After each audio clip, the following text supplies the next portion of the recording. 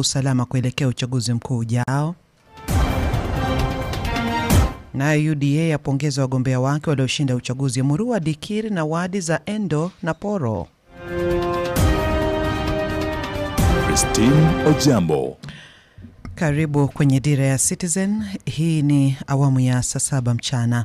Gharama maisha nchini inatarajiwa kuongezeka kwa kiwango cha juu zaidi katika siku zijazo, hii ikiwa ni kufuatia hatua ya serikali kuongeza bei ya petroli na diesel kwa kati ya shilingi 16 hadi 46 mtawalia.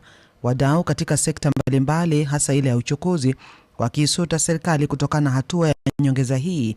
Ila taarifa kutoka waziri wa kawi Opiyo Wandayi, serikali imejitetea ikidai kwamba sintofahamu katika soko la mafuta duniani kutokana na mzozo unaoendelea katika eneo la Mashariki ya Kati ndio imechangia kupanda kwa bei ya mafuta ghafi kwa kiwango cha juu.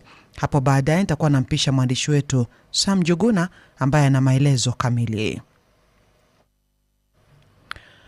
Na tukiwa bado kwenye swala hilo, muungano wa wamiliki wa matatu nchini umetangaza kuongeza nauli ya uchukuzi wa umma kwa 50% kufuatia kupanda kwa bei ya mafuta.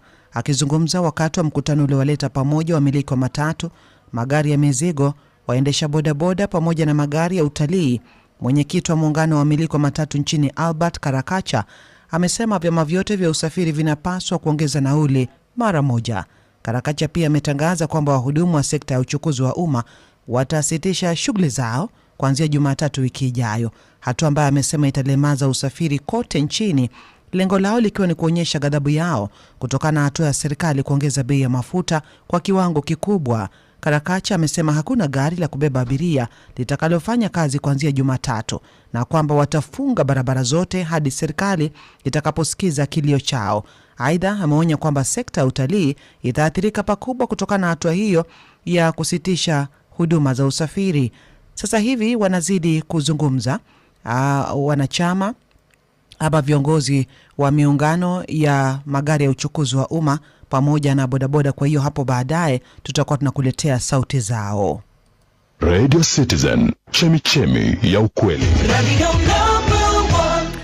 Wahudumu wa sekta ya uchukuzi wakiwemo madereva wa magari na malori sawa na wahudumu wa bodaboda kule Narok na wamejitokeza kulalamikia hatua ya serikali kuendelea kupandisha bei ya mafuta ya petroli na diesel. Baadhi yao wakionekana kughadhabishwa na bei ya diesel wakisema imepanda ajabu. Mwandishi wetu wa kule Narok Merilol Choki amezungumza na baadhi yao na hii hapa taarifa yake. Kwa majina ni Francis Kivuva. Watu wote tunategemea marodi kusafirisha mzigo, chakula, kila kitu. So kila kitu